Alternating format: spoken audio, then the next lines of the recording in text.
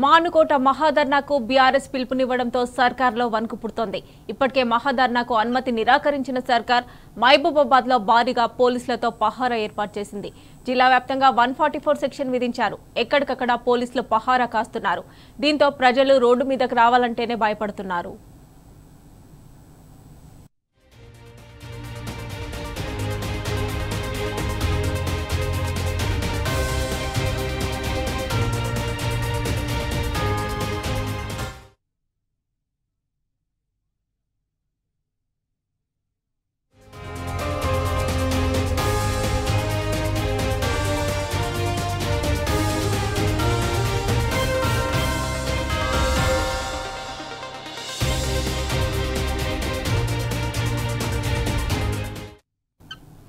ఇదే అంశానికి సంబంధించి మరిన్ని డీటెయిల్స్ మా ప్రతినిధి రవికాంత్ అందజేస్తారు. రవికాంత్,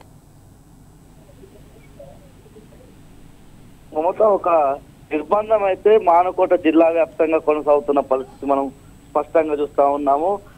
ఏదైతే మహబూబాబాద్ జిల్లా కేంద్రంగా గిరిజన దళిత పేద రైతులకు సంబంధించి కాంగ్రెస్ ప్రభుత్వం చేస్తున్న దమనకాండకు నిరసనగా మానుకోట జిల్లా కేంద్రంలో భారీ మహాధర్నాకు పిలుపునిచ్చిన సందర్భం. ఈ క్రమంలోనే నిన్న సాయంత్రం ఏదైతే ఈ సభ సక్సెస్ అయ్యే అవకాశం ఉంది. మహాధర్నా సక్సెస్ అయితే గిరిజనులంతా కూడా ఏకపక్షంగా మారే అవకాశం ఉంటుంది. పూర్తిగా వాళ్ళంతా కూడా ప్రభుత్వానికి వ్యతిరేకంగా ఇప్పటికే మారుతున్న సందర్భంలోనూ ఆ పరిణామాలు ఎలా మారుతాయన్న ఉద్దేశంతో నిన్న 5 గంటల తర్వాత ఇక్కడ విప్ గా ఉన్నటువంటి రామచంద్ర నాయక్ మీడియా సమావేశం నిర్వహించి అడ్డుకుంటామనే విధంగా ప్రకటన చేశారు. దీన్ని ఆ క్రమంలోనే పోలీసులు లా అండ్ ఆర్డర్ సమస్య వస్తుందని చెప్పి అనుమతి లేదంటూ చెప్పిన పరిస్థితి.